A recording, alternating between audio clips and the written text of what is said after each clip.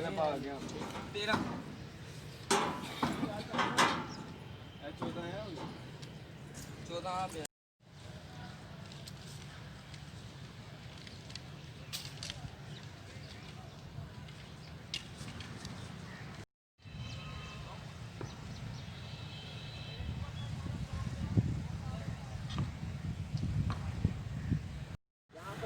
रोज जैसा आ रहा है उसमें बहुत सी हालत तकलीफ होती है, पढ़ाई अक्सर हालत हो सकती है सबसे जनाब।